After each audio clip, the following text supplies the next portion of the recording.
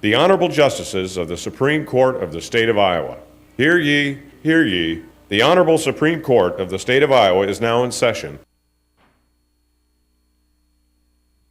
Thank you. Please be seated. And welcome. And I want to particularly welcome the students from Ottoman High School. And Mr. Dammel, thank you for bringing them to school. And I should let everyone know that I went to your school a year or so ago when we held court in Harlan, and I'm glad that you're back to visit us today. We have 3 cases that will be submitted this morning. Those cases are State of Iowa versus Christopher Storm. Second case is JBS Swift and Company versus Rosalvia Ochoa. And the remaining case is Iowa Attorney Disciplinary Board versus Bruce Willey. We'll now hear the arguments in State versus Storm. Mr. Rothman. Thank you, Your Honor.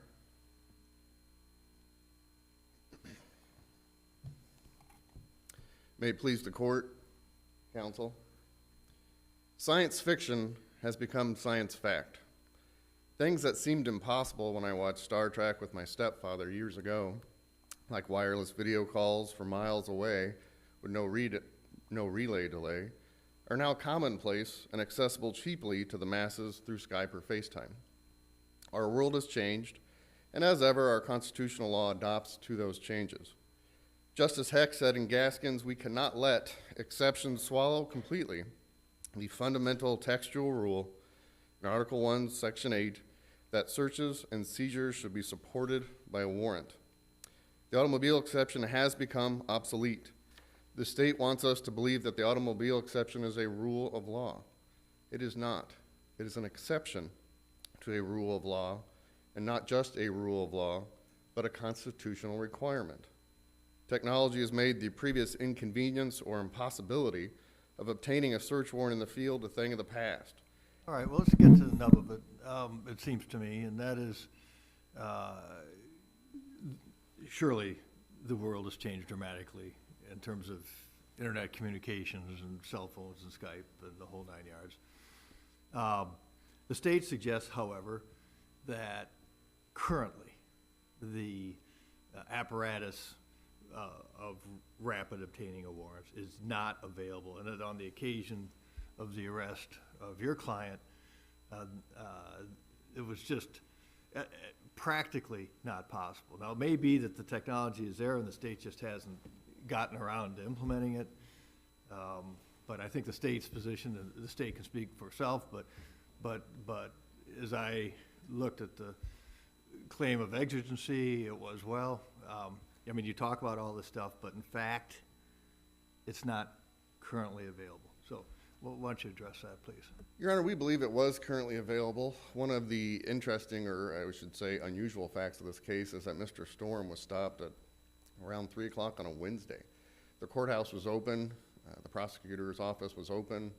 The record showed, we asked the officer about his knowledge of that. We asked him that he had internet connection. We discussed with him that he had access to previously made forms that he could have used to make a warrant. We discussed with him his ability that even there's on-call judges and on-call prosecutors in this county if needed. He said it'd take an hour for him to write a warrant, I think. Did he not, or words to that effect? He did. Mr. Barker's testimony, which we believe was more credible based on his years of experience, was that he believes a warrant can be done in 15 minutes. Mr. Barker obviously was a police officer for more than 20 years in larger areas of Iowa like Waterloo and also in small towns, and he was a drug prosecutor in Story County as well. What about the practicality of writing out a warrant on the side of the road to submit electronically while the officer at the same time has to keep the person under his control and observe, keep the observation current throughout the encounter? We believe that the form, such as the form that was submitted as an exhibit, the Woodbury County form, we call it, they have already set up a quick PDF form that can be accessed online. So to fill out that form, as was made part of the record, we believe would not take very long at all. Additionally, when discussing or thinking about this, obviously, police officer safety and security is an issue for everyone in this room.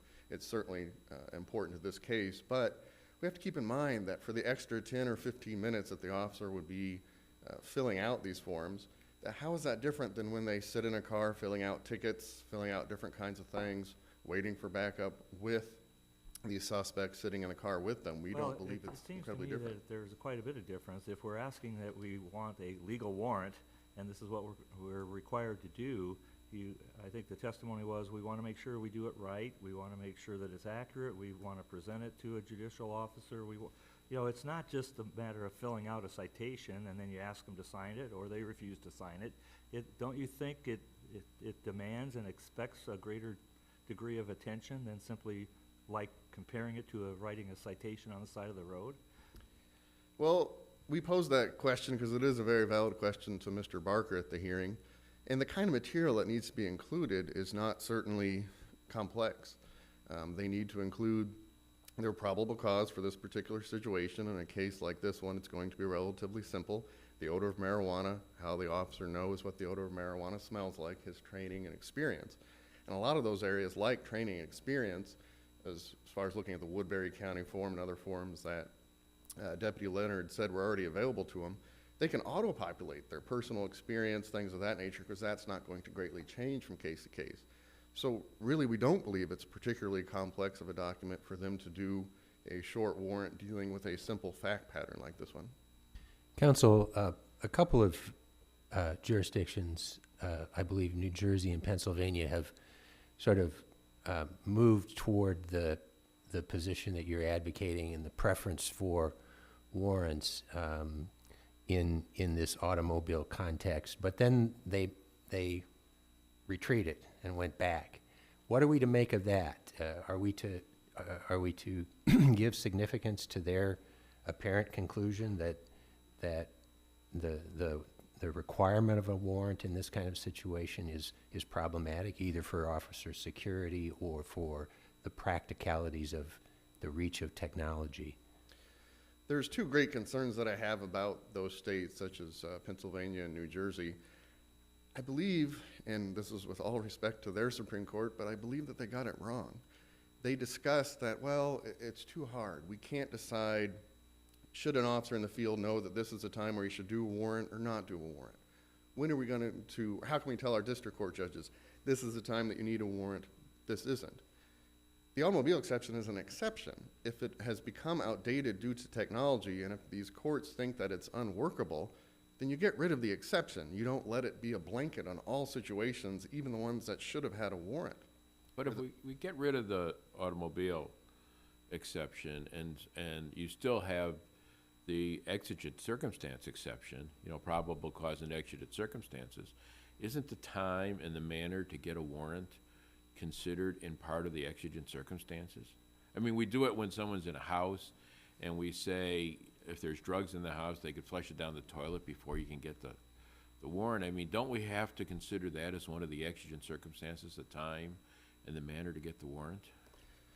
Certainly that's going to be a factor, but even in a house example like you've stated, it's certainly not unusual practice for officers, and I believe they're legally permitted to do this, to ask the individuals to step out of the house, stay with them just outside the house while they obtain the warrant. So that way you can secure the house and not have that kind of risk, much in the same way as Mr. Storm was taken out of his car and placed in the squad car. What if they took him out of the car, placed him in the squad car, and arrested him for the traffic stop, which they had a right to do, and then take his car and do an inventory search? Where's the difference? It is a possibility that can happen. I think that the harm of this, the way it is that people should have their rights, their constitutional rights, for officers to simply say, and we are limited to some degree by our fact pattern, for officers to be able to just search, as in this case, which was very unusual. Mr. Storm said, no, you can't search my car, you need to get a warrant. And the officer says, no, I don't, and doesn't even try. They need to be able, there needs to be boundaries. A lot of it comes from, I believe, the sanctity of the vehicle. Yes, you can't tow someone's house and impound it, but our vehicles are sacred to us. Iowa law currently states that if I go to a store and buy a college flag, let's say Drake, and I take it back to my house and I hang it up outside my house, and someone comes from a public street onto my property through my curtilage and takes that flag off the side of my house, it's a simple misdemeanor. But if I purchase that flag, stop at a gas station, let's say on the way home, and someone reaches into my car, even when it's unlocked, even if the window is open, and takes that flag, our legislature has said that is going to be an aggravated misdemeanor. And if someone has done that before, then now it's going to be a felony. That's how much we value the privacy of our automobiles. But are we going to require or give the officers the choice of trying to get a warrant within a reasonable time, or just arrest the person, impound the car, and then search it under an inventory search? I mean, I don't know what's the greater evil here.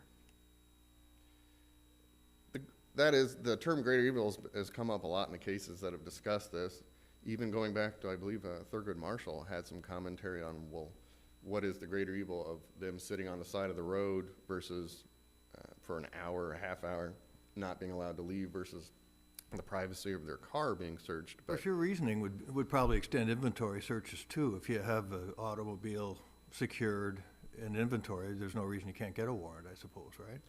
Yes, I believe so. And in the Gaskins case itself, there was a lot of strong arguments presented there that would support such a. The United States Supreme requirement. Court has said inventory searches pretty much are okay, but the reasoning of those inventory search cases strikes me as a little odd when the automobile is in the complete possession of the police. It's down in the police garage. It's kind of like a closed container. Plenty of time to get a warrant, is there not? Yes, there can be. I was quite surprised in my research to come across the Allensworth case. Obviously, that one was only argued under the federal Constitution and not the Iowa Constitution, and they didn't find a lot of the probable cause for the drugs that were later found in the steering column didn't come up until at the station. But I believe under the Iowa Constitution and other cases that this court has delivered that we do have more rights and protections than we would the federal Constitution. And But once the car's impounded, though, even if you had to get a warrant, the exigencies aren't there. The car's impounded, no one's gonna get into it, no one's gonna touch it, and it might be easier for an officer to get a warrant if we were to require warrants in an inventory search. I believe we should. I mean, a case like Mr. Storms, the officer testified under oath. I didn't think anything was going to happen to the car. When I asked him why, he said, well, I was sitting right there. That's very logical, that since he's going to be there, he's right there, the car's literally in front of him. There shouldn't be that kind of, there should be an exigency determination on a case-by-case basis. Tell me what, under our system, how the officer would have got the warrant remotely without going down to the Dallas County Courthouse, I think it was. The officer literally had the ability to get the warrant in his pocket. He had an iPhone. We believe that the officer could have contacted the county attorney and or court first by phone to let them know that the warrant would be coming via email or EDMS, either of which requires a username and password and can have a traceable URL, so that he could have sent it then to the court after notifying them it's coming. Wasn't And that iPhone his personal iPhone? It wasn't issued by the state or the county? was Correct, it? it was his personal iPhone. Okay, and so not everybody has an iPhone. It feels like they do, but no, not everyone does, yes. But he could have let them know, even when we did the hearing, the motion to suppress hearing, there were several county attorneys in the courtroom that had their computers out, and we made some stipulations about their ability to look at email and do things even from the courthouse. But we do believe that. Has he there been literally any could have- structure built to provide this procedure to the officers, and is there any policy in place? No policy to my knowledge, but the state noted in its brief the argument that, well, 8083 doesn't allow for this because there has to be a rigid step-by-step instruction. Certainly the legislature has the power to create such a step-by-step module if they want, but they haven't. What they've given us, if we read the 8083 very carefully, is that they only want us to really do two things. You have to have a written application, and you have to have an oath or affirmation to that so that the person is, of course, on the hook. They have not prohibited any kind of way of doing that as long as you get those two things done. And I think that was very wise of them to do, is to leave that open-ended, because there's going to be different needs for different jurisdictions within Iowa, such as rural places versus Des Moines. Doesn't Chapter 622.1, though, alleviate the problem of having to appear in person and be sworn? How so? Well, Section 622.1 of the code says wherever you have to be sworn or be in person, with a sworn affidavit, you can substitute it with a certificate that you're signing it under penalty of perjury, and it says the only place it doesn't apply in Iowa law if it has to be filed with the recorder. In other situations of the law, it says it will do. And that is certainly a valid point, and we also have more guidance on that in cases, or excuse me, code sections like 321J10, where they say we're going to make this exception to 808.3, but we have to keep in mind that this exception needs to be corrected so much as a written writing needs to be subsequently made.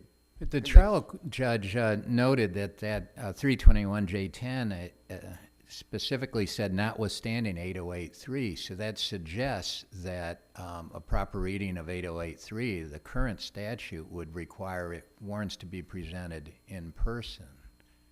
We believe that that's not the case based on our reading, because in 808.3, or excuse me, in 321J10, they go into great detail about the subsequent preparation of the writing, the subsequent maintaining the writing. There's no post-phone call oath jurat made. There's no come back to me and let's do this oath in person. The oath can be done over the phone, and there's no memorialization of that.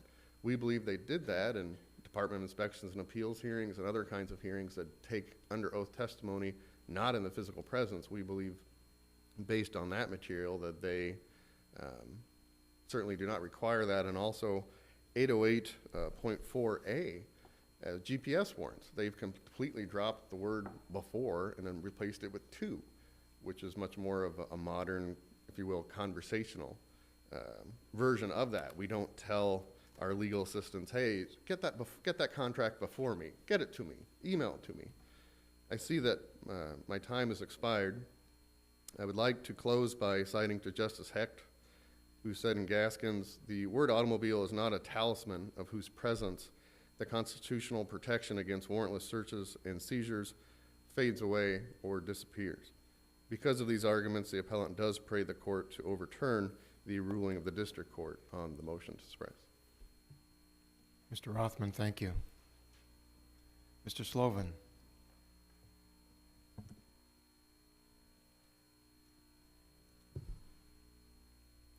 Thank you, Mr. Chief Justice.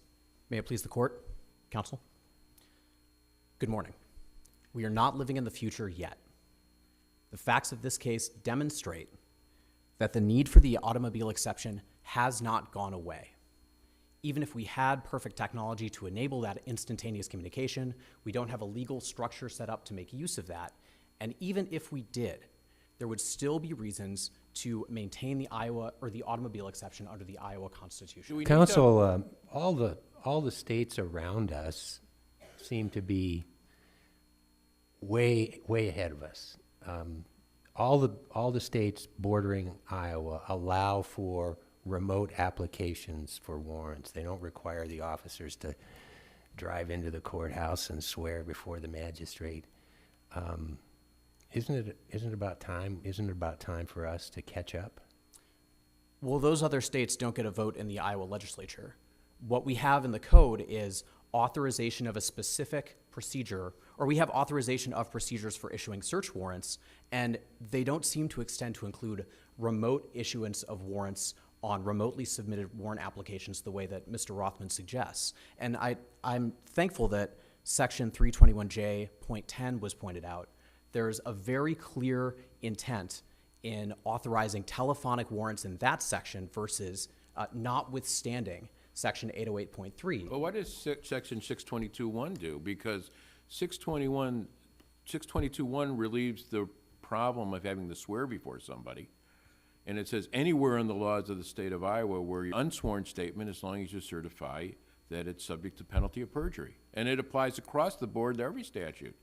So doesn't that trump the more specific statute there, trump all the other sections of the code? And they do have an exception there, of course, for things that have to be notarized, filed with the recorder's office. So how does that affect your argument?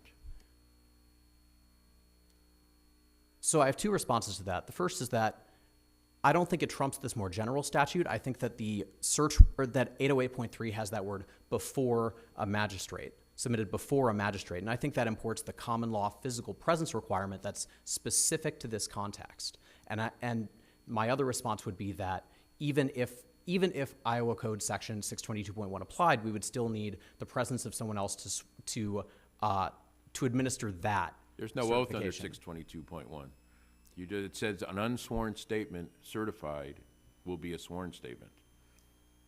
So, and correct me if I'm wrong, but that certification still requires someone to administer it. Nope. And well, in that case, if it doesn't, I think it doesn't serve the purpose that we're trying to serve with this warrant requirement, right? Sure it does. To- If there's penalties, the whole notion of oath is to emphasize the seriousness, obviously, and to show that there are penalties. If you execute a document with under risk of substantial penalty, isn't that sufficient? Before you answer, you signed your tax return that way too, with that section.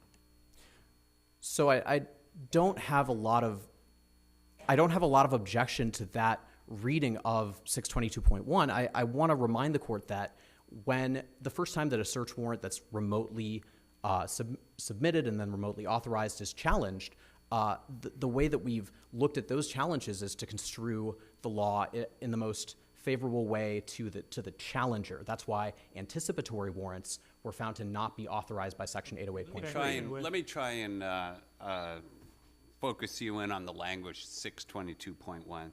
622.1 says, when the laws of this state or any lawful requirement made under them requires or permits a matter to be supported by a sworn statement written by the person attesting the matter.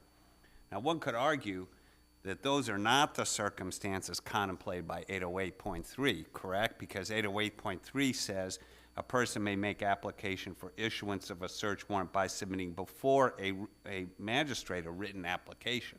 So 622.1 might take care of the written application, but it doesn't take care of the requirement that you get before a magistrate, right? I agree with that entirely. I think the word before in the statute indicates that there's something else at play here. Well, and I think it's a legislative, I'm sorry. But even if that did apply, does that form the basis for getting rid of the automobile exception in Iowa? You know, where all of these automobile exceptions are based upon rationales that have been around since 1925. Does the mere fact that whether you do or you don't, or you can do it before or after, does that form any rational basis as to why we now get rid of the automobile exception? I don't think it does, Your Honor. I want to emphasize that the automobile exception is an important part of adapting law enforcement to this world where we have these vehicles that are capable of traversing the state and carrying. So treating a person's car as their castle doesn't square with the idea that that castle can show up parked right outside the judicial branch But building. the automobile exception is built on, if you go back, it was applied to ships. I mean, that's where it started. It was applied, there's no way to stop this thing because it can disappear if you don't do the search immediately. What is wrong with getting rid of the automobile exception as a per se exception and saying you have to have real exigencies? And maybe your argument, and I don't know the answer to this because I'm going to have to work through it, but maybe your argument, the time to takes to get the warrant and the procedures required by the state is one of the exigencies to consider. I mean, do you need a per se rule? I mean, because you're not arguing, you're arguing a per se rule, but at the same time you're saying you need the per se rule because it takes times to get the warrant. I mean, what if the person was stopped in front of the courthouse? And you just have to walk inside and walk out to get it, or call inside to get it. I mean, do you need an absolute automobile exception, or can you just apply it in the modern times to what are the exigencies? I think we do still need an absolute automobile exception, Your Honor, and I think it's the same reason that we have an absolute exception for a search incident to arrest, a search of an arrestee's person, even when they're arrested on the steps of the courthouse. We don't say, well, was it possible for the arresting officer to get a warrant in that situation? Could they have restrained the arrestee and then gotten a warrant to search their pockets before doing that? We don't require that. And the reason is because it's reasonable to conduct that search, and a search that's reasonable. Yeah, but the line is drawn rather tightly. Namely, you can search the person, but that doesn't extend to searching a car that's on the side of the road when the driver's in the back seat of an automobile. It seems to me there are a wide variety of circumstances involving automobiles where you'd have very little argument. If the automobile is inoperable, it's not going anywhere. If the person has been arrested, the automobile exception doesn't seem to have any value. So doesn't it turn on the facts? Just like the exigent circumstance exception. I mean, there are 10,000 cases involving the exigent circumstances, or maybe 100,000. I mean, I don't know how many, but yeah, the exigent circumstances comes up a fair amount in the law, and it's fact-based. And, the question is, well, was there a reasonable belief that the drugs would be flushed down the toilet? And you look at the factual record and courts say yes or no. It was a reasonable suspect that there was an ongoing felony in the house when, yes, no. Why shouldn't the same approach apply to the automobile exception? And officers know that the safe route is to get a warrant. So the reason that it applies as a per se rule instead of a factual analysis is because the facts in play are so quickly evolving and so specialized in this or not specialized. I think the word I'm looking for is confined to this sort of situation where the exigency is inherent to the type of situation that we're considering. We're considering searches of an automobile where the officer has probable cause to believe that there's contraband or some other ongoing crime. And the idea is that just like the search of an arrestee's person incident to arrest, regardless of what facts may be in play in each individual case where maybe it was possible to get a warrant, the idea is that getting a warrant would be so cumbersome and so obtrusive and in many cases counterproductive and wouldn't serve privacy interests in any real way that we say it's reasonable. Let me ask you this question, Mr. Sloven. Does the state envision a time in the future when the automobile exception will be archaic? It is possible. And I think this goes to Justice Wiggins' question, too, about do we consider the time it would take to get a warrant in evaluating whether there's an exigency? That, look, it's been tried in other states, some with more success than others. I think that the weight of the authority shows that or not authority, but experience shows that we can expect these applications to take somewhere in the area of an hour. Now, so the District of Iowa says 20 minutes, I guess, right? I mean, and a lot of the cases suggest relatively short periods of time. I suppose it depends on the nature of the warrant. I mean, I'm sure in your practice, you've seen fairly elaborate warrants and you've seen less elaborate. Here, there's not a whole lot to say in the warrant application, I don't think. Please push back, but probable cause, a smell of marijuana. And I think it's fair to say that if the person is trained in marijuana detection and to say that marijuana has a pungent odor, distinct odor, whatever, you're pretty much home, are you not? I would add to that you need to, there's the suspect's behavior, any passengers and their behavior, describing the places in the car to be searched with particularity, describing the car itself, all of the officer's training, and there's some auto-populating that you can do there, but you do need to get all four corners of your search or else you're going to lose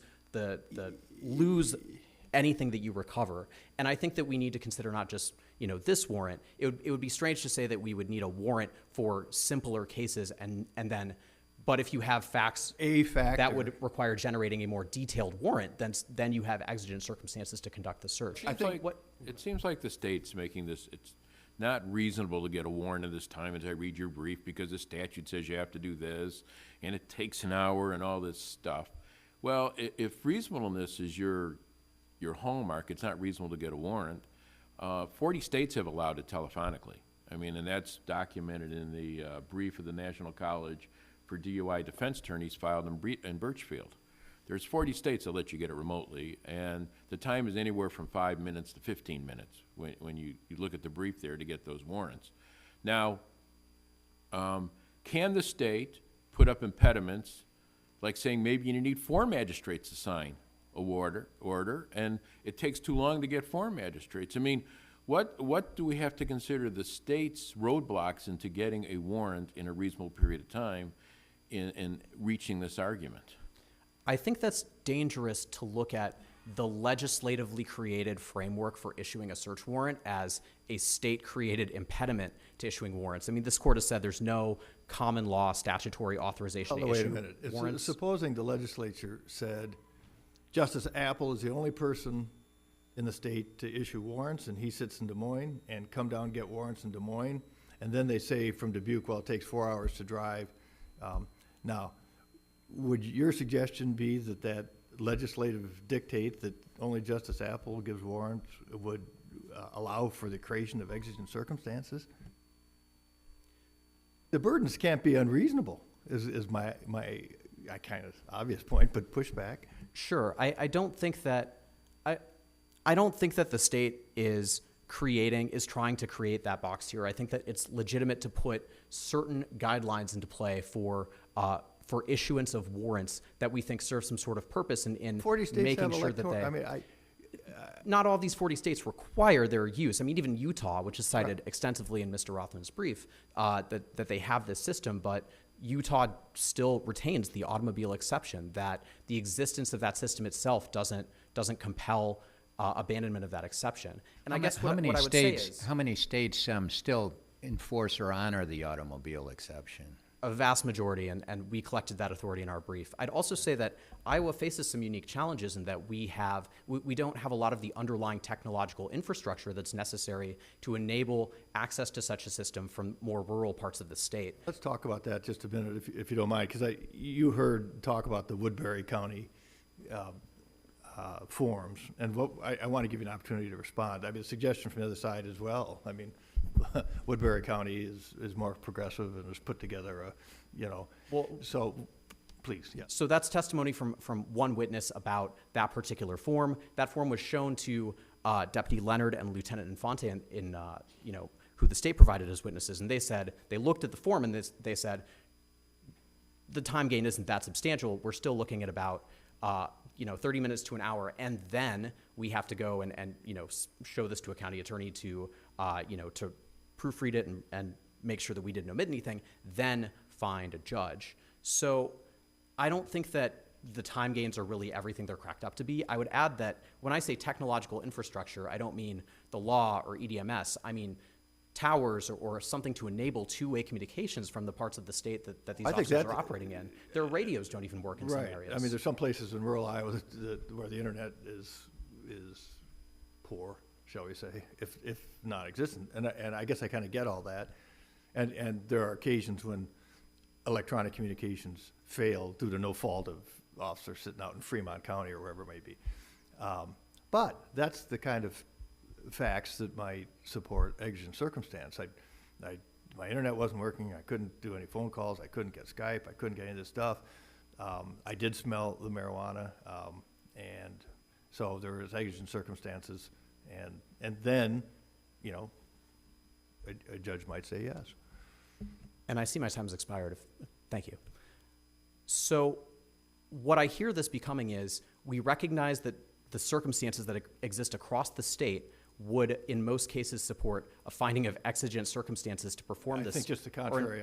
I think what I would say is that generally warrants are required except where there's a showing of failure of communication. Sure. And what I hear is that if we recognize that we're not at a point yet where we can dispel the exigent circumstances that have always accompanied searches of automobiles where there's probable cause to believe that a crime is ongoing. If we say that we're not past that blanket exigency that still applies in most cases in this state, then there really isn't anything to be gained from jettisoning the automobile exception. It still serves a valid purpose, protects officer safety, and there's no real privacy value to be gained or protected by just making officers make suspects wait for an hour before they determine that it's as it always was and we still can't get a warrant. Thank you, counsel. Thank you. Mr. Rothman, you may present your rebuttal. Thank you, Your Honor.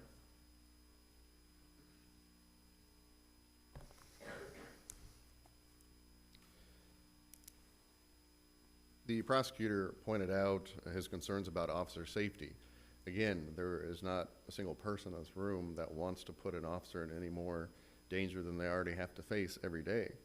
But to say that an officer that has to sit at the roadside while he gets his warrant for 15 minutes isn't any more danger than if the same officer... All right, well, let me ask you a question about that, because I understand reading your brief, you want to replace the automobile exception with kind of a multi-factor test that would identify circumstances when you need to get a warrant and circumstances when you don't.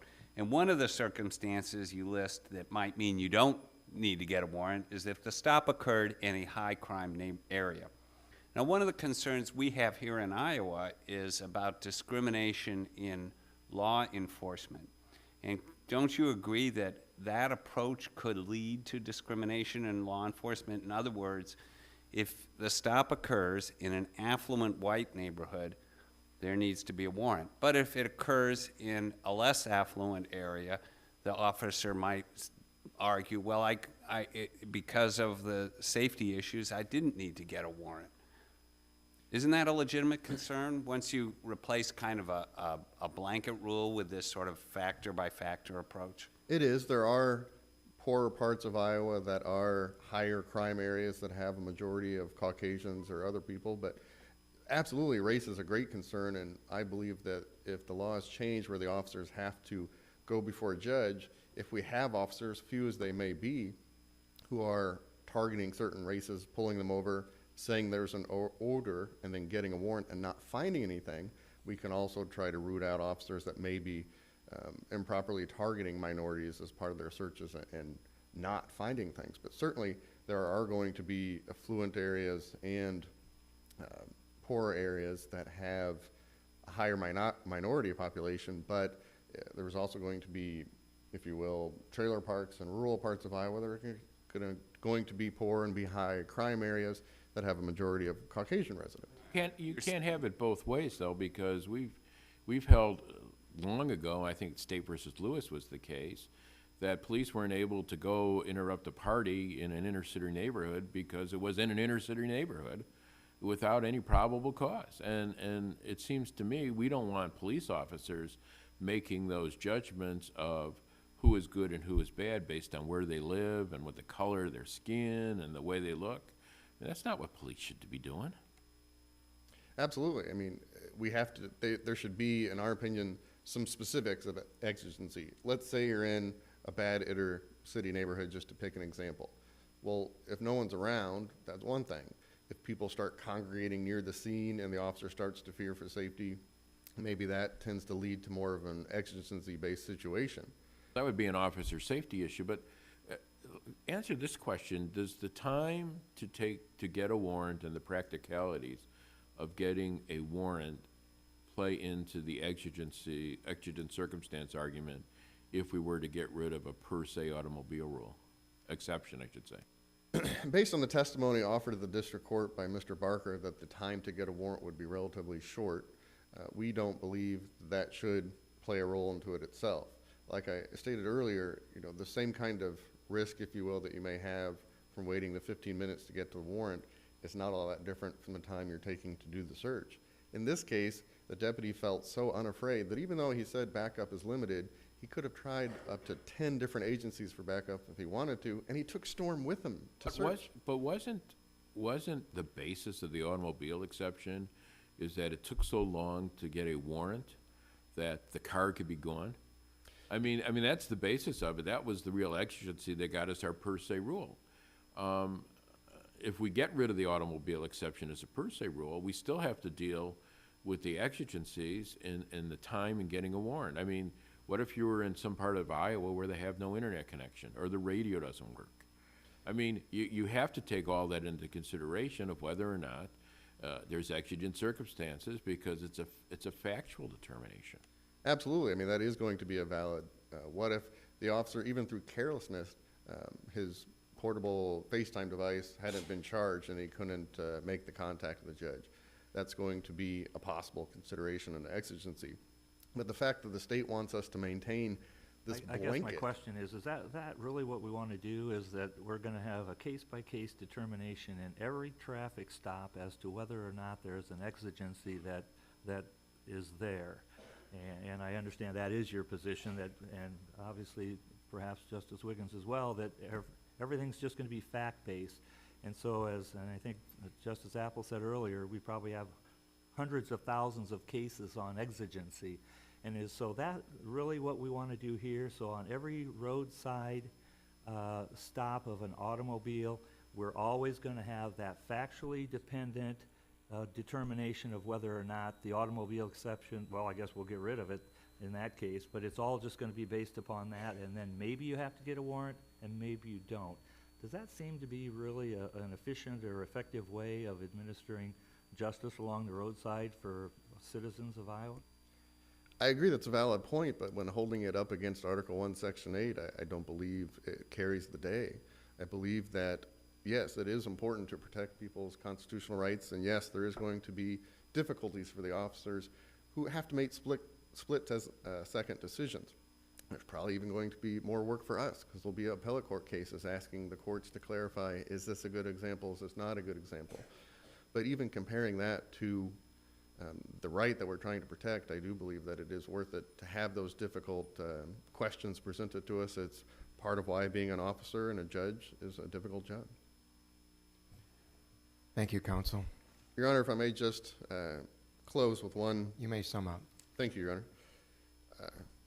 Your Honor, I had asked the court in making its decision on this case to continue to use a quote that I believe should serve as the pole star for this court's path forward.